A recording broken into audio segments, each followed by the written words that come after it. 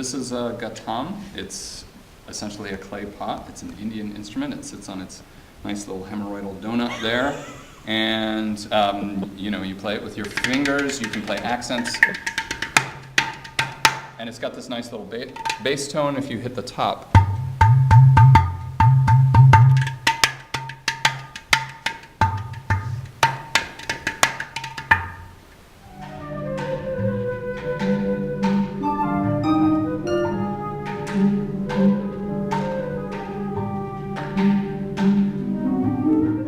Is a Middle Eastern drum. It's made of either clay or metal. This one is clay and is from Syria.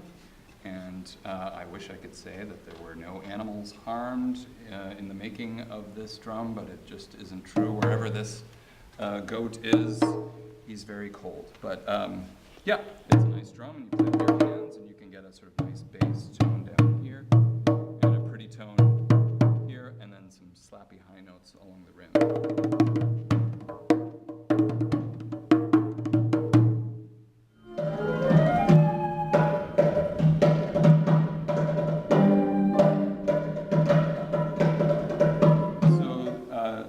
These are udus.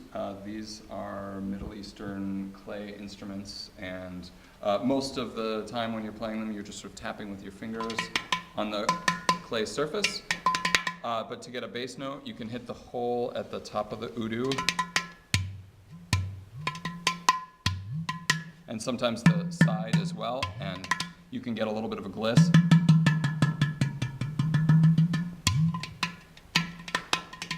And the composer calls for more than one note to be played. So this is the F, and you can go down to the D.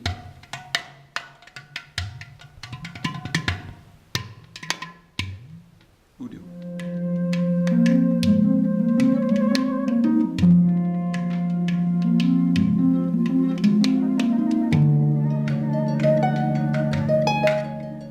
This is a cajon, which is essentially, in its purest form, a straight-up wooden box that people sit on and play rhythms with. This one's specially made for playing as an instrument. You get a nice bass tone if you hit it down here in the middle. And the other ways to play it are essentially like a conga, where you can get a nice sort of tone stroke, and you can also get a slap, a high pitch note up here.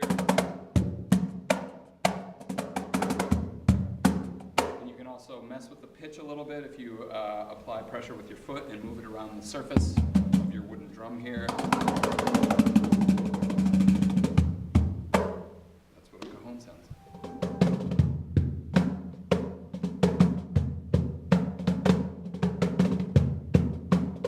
I'll cut the solo short, maybe. The hair. Yeah, more hair.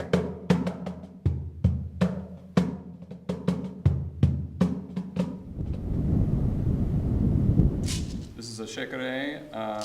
I guess I first learned how to use one of these in West Africa, where it was used pretty simply. But it's a little bit more complex in this piece, and I'm going sort of towards the more South American version of it. But it's just a hollowed out dried gourd with a bunch of beads knit around the outside. Shekere.